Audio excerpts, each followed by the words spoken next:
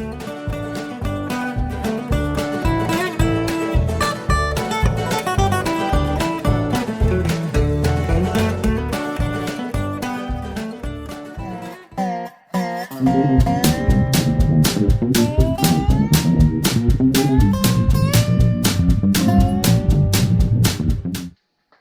everybody, welcome back.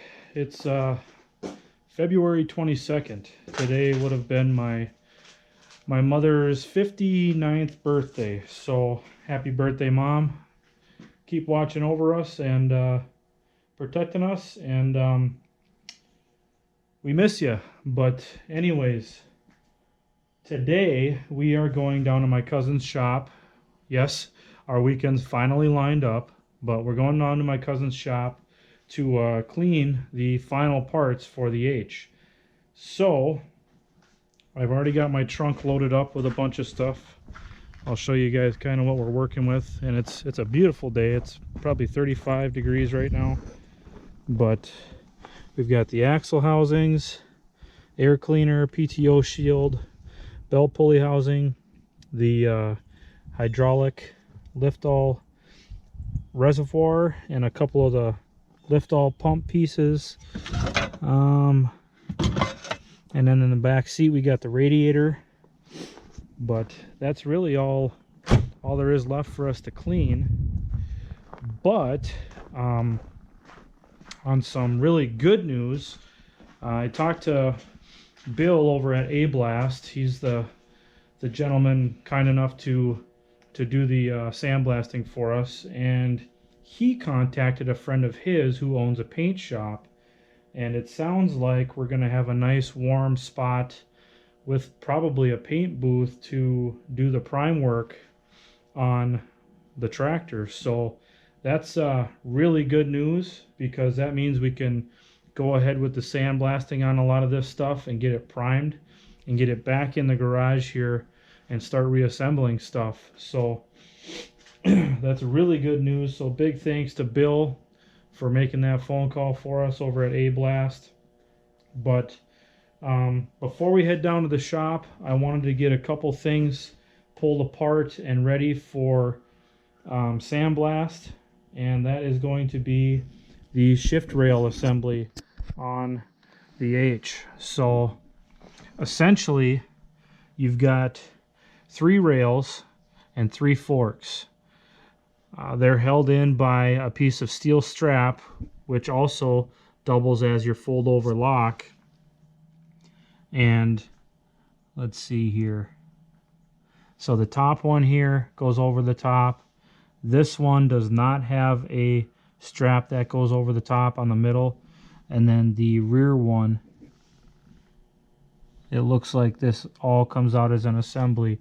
So this is my first time taking this apart. I've already bent away the fold over locks, and we'll just have to see how this comes apart. I know that there's quite a few springs and detent balls underneath here. So we'll get the camera set up here and start taking this apart and see what it looks like. Okay guys, I have loosened all 6 bolts, and I started removing the top 2, and it's under quite a bit of pressure here. The detents are down in this area here, so I don't want to, trying to keep everything together. Okay, those aren't holding anything major, so we'll start removing these pieces.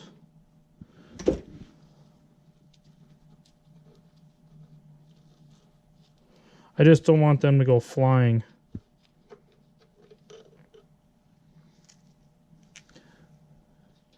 And I know Squatch is watching this video, and he saw how completely filthy the shop is right now, and trust me, it's bugging the ever-loving crap out of me. I'm just trying to carefully remove any detents so we don't lose them. So there's the first one. Whoop. See, that's exactly what I didn't want to happen.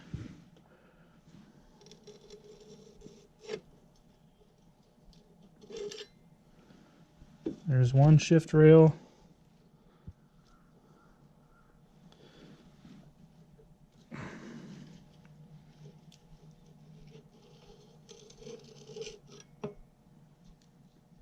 Another shift rail.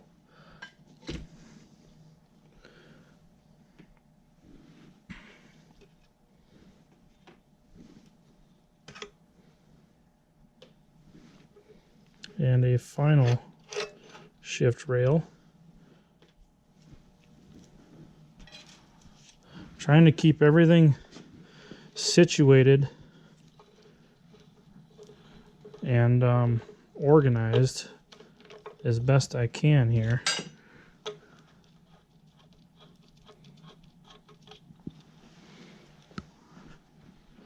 So I don't know. This must just be a guide. This center plate here must just be a guide plate for the tops of the rails. So it probably doesn't have to come out, but since we're taking it apart, we might as well take it all apart, right?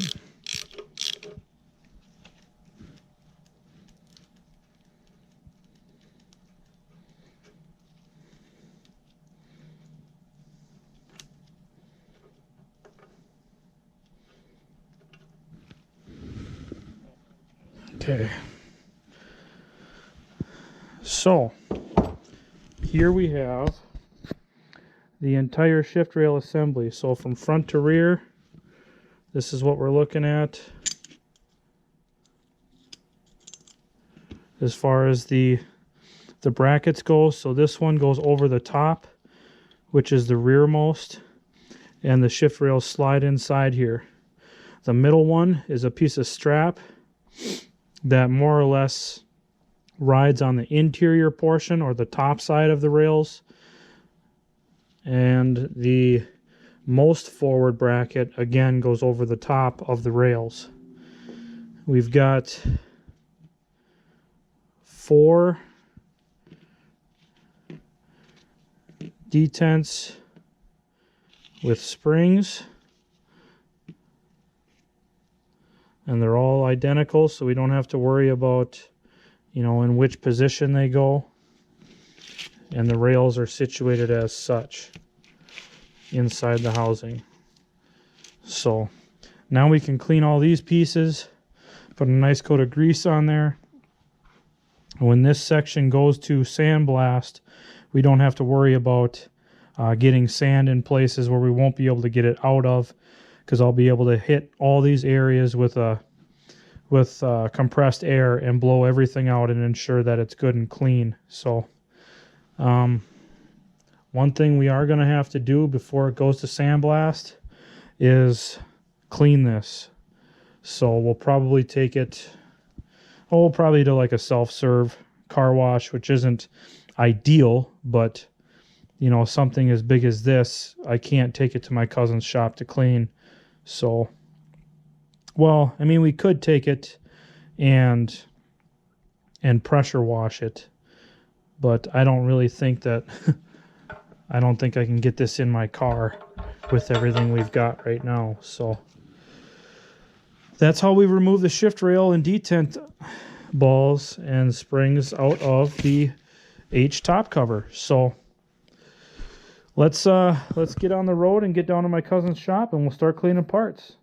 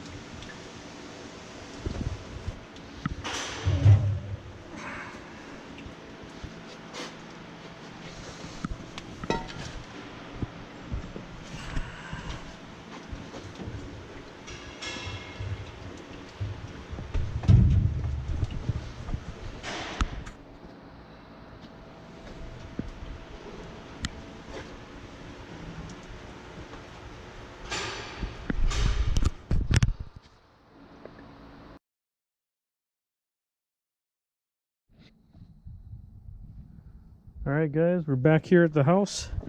Let's get the trunk unloaded. Oh.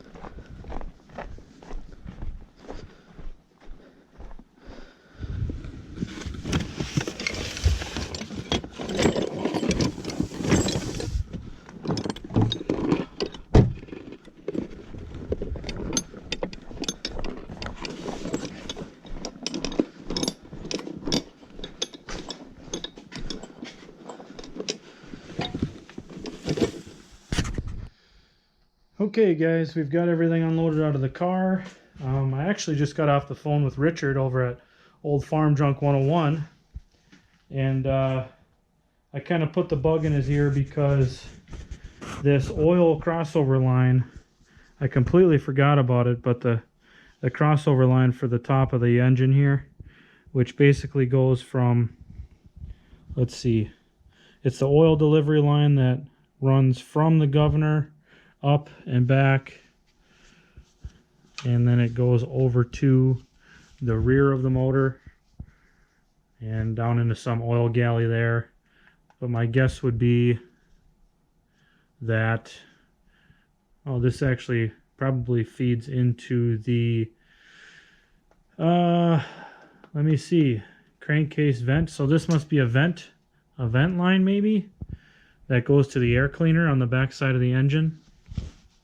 I'm not exactly sure, correct me if I'm wrong, but either way, the fittings on that line are not in the best of shape. So I gave Richard a call to see how he was doing, and also to see if he might have a spare one of those lines with some fittings lying around. But as you can see, I've kind of started to lay out what needs to go to sandblast. So all this stuff here, you know, we got the clutch housing, the transmission and rear case, axle housings, axles, belly pump reservoir, frame rails, fender extension brackets, front drawbar mount, belt pulley housing. These are the clamps for the hitch to go around the axles, front bolster. I still have to get the broken bolt out of the front bolster, and I've got an idea for that. I thought about taking this over to Domino's and welding a washer and a nut on there, but on the Farmall M when we did that, we didn't have very good luck with it. So I'm probably going to heat this molten red hot and blast it with my cutting torch to see if that'll help things. I've seen things cleared out of holes that way before. When I went over to a friend of mine, Norm's, with he's a big help with the John Deere A, but we actually blasted out a broken manifold stud on the cylinder head for the John Deere A. So I'm going to try that method with that. Hopefully I don't mess it up too bad. But we cleaned up the radiator. Everything looks really nice and clean. There's not really a whole lot of bent fins or anything, but one of my concerns is if you look in the bottom here, you can see there's two soldered studs or pegs here. That's for the insert in the bottom of the tank that the mount studs thread into. These ones look pretty good, but these ones look like they've been repaired over time, and they are these repairs are cracked right through the middle, so I'm a little concerned about that. Also, the tank on this side is pushed in on the bottom. It's dished, where this side is nice and straight. So I don't know, I'm a little worried about this radiator, and new ones aren't cheap, and neither is having it record. So I don't know, I guess we'll have to cross that bridge when we get to it, when it comes to the I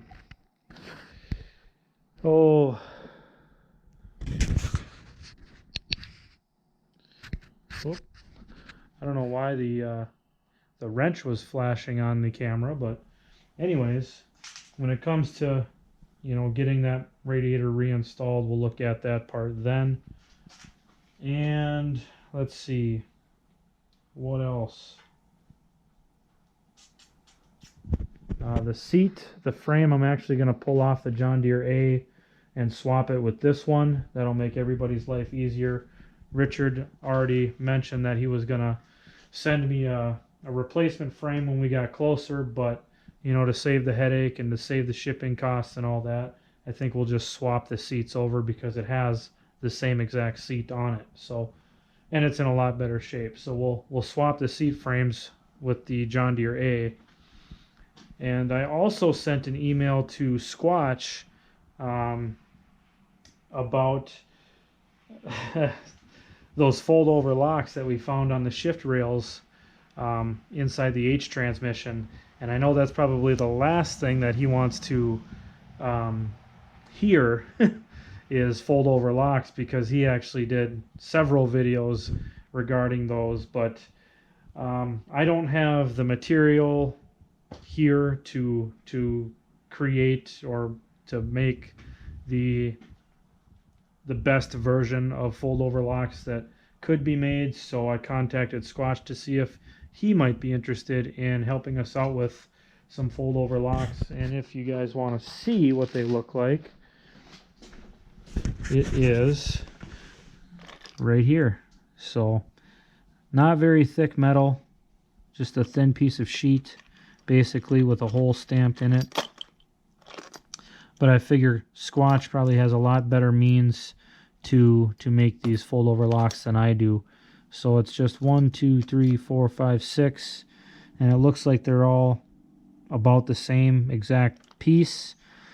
So it's just a matter of making some new ones, and these are all the detents and shift rail. I guess you'd call them brackets, shift rail brackets, or clamp mechanisms. So, but everything is clean. We're just and I've got the hydraulic pump pieces laid out here. I got to clean up, sandblast the back side of this piece of the pump here. I'll probably bring that to Rudy's. This is the backing plate for the entire pump itself that bolts into the back of the reservoir, and then all your pieces assemble onto it. This is your remote block or your manifold block for the pump, and that bolts to the back side here. So these are all of our pieces here, the pieces that Richard sent us from his pumps that he salvaged. So this is the entirety of the hydraulic pump. So that will be ready to go when we get to it. As you guys know, I mentioned earlier that I'm going to have to bring the rear deck cover to the self-serve car wash and spray that out as best we can to get it clean. So basically what I've got left before we go to sandblast is I have to disassemble the brake bands from the covers, so those covers can go to sandblast. I have to disassemble the drawbar and hitch assembly. The front wheel centers have to be disassembled, and the rear wheel centers have to be disassembled. So a little bit of work yet to do before we go to sandblast, but it's mostly just disassembly stuff, so it shouldn't take us too long, hopefully, as long as everything comes apart like it's supposed to. But we've got the good old fire wrench, so if it doesn't, we'll make it come apart. But that's all I've got for today, so we'll wait to hear back from Squatch on those fold-over locks in the meantime. And